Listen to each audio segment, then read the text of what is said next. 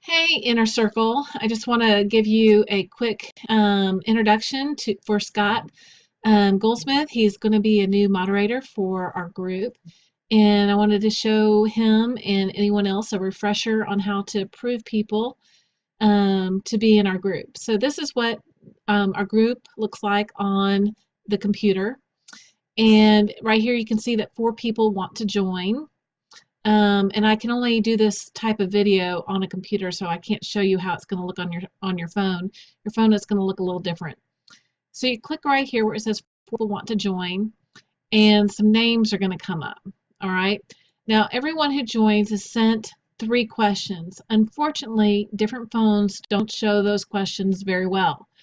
So some people see them and some people don't, unfortunately. I wish there was a better way, but there isn't a better way at this point. So this person has, they have a real profile, they have a real name, you can kind of see who they are.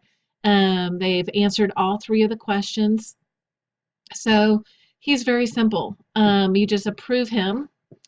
And then right here, this person has only answered 1 question. This person hasn't answered any questions. And this person right here has only answered 1 question. So what I do, and I do this as the admin, so the rest of you guys don't have to do it, but just so you know, is I click right here and I send a message. And I have a message that is already, let me pull this over where you can see it. I have a message that's already recorded, like I've already written the script for it. I'm going to copy that. And then I just type it into that place. And it explains to them, hi, my name is Lorraine Gilbert. I'm the admin for the EOE group that you're trying to join. We're just making sure that you're not going to be spamming links in our groups. If you're having any difficulty answering the questions, there are 3 questions in total. You are receiving this message because you either only partially answered the questions or you didn't answer them all.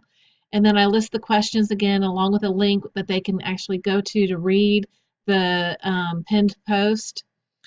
And then that they agree not to block members or admins or moderators or whatever, and that if we do decline their membership because they don't join, because we only keep their memberships active for a few days, that all they have to do, they're not banned or anything like that, all they have to do is request to join again. So I send that to them, each one individually, and I usually wait 2 or 3 days, and if they respond, I add them to the group.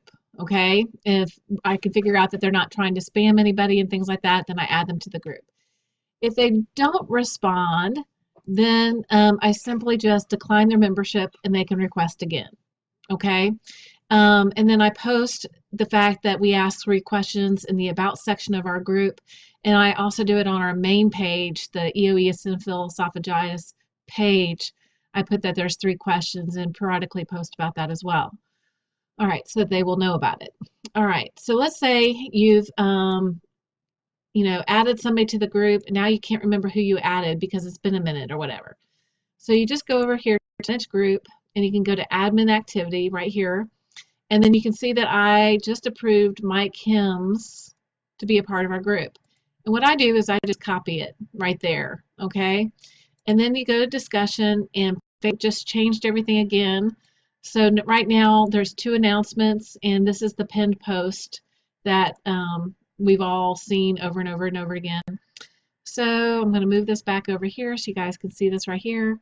Right here is a comment area. I just paste that name right there. Now sometimes it doesn't highlight and sometimes it does. Sometimes I have to, do that a little bit and then it will come up.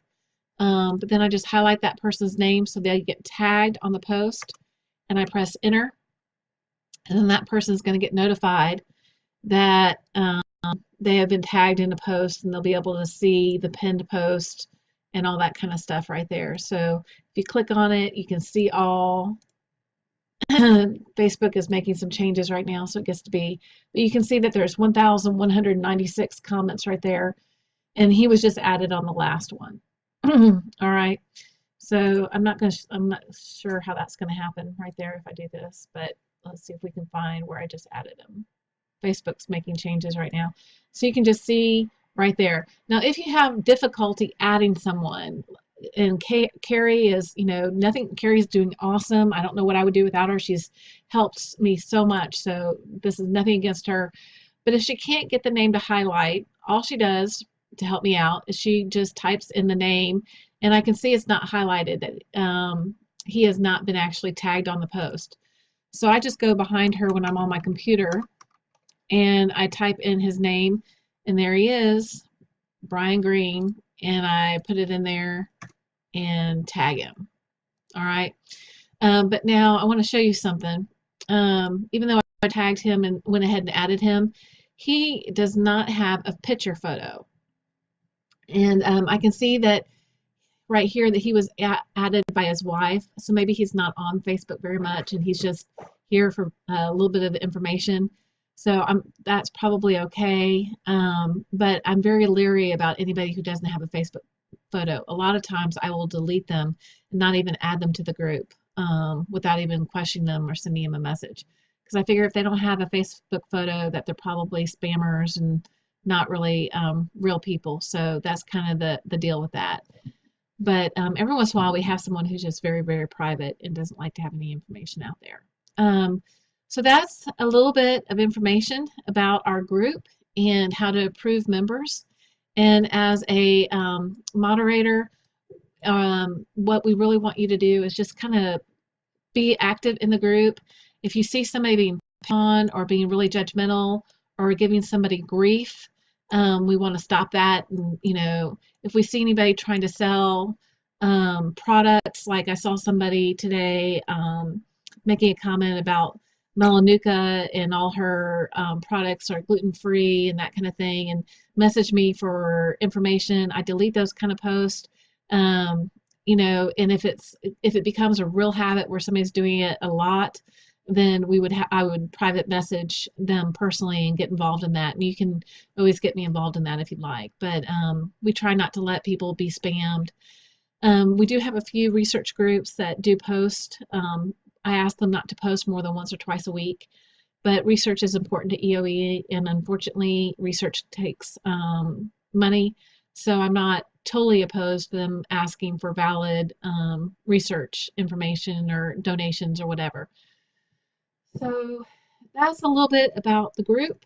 And if you have any other questions, just let me know. And I hope that helps. Talk to you later.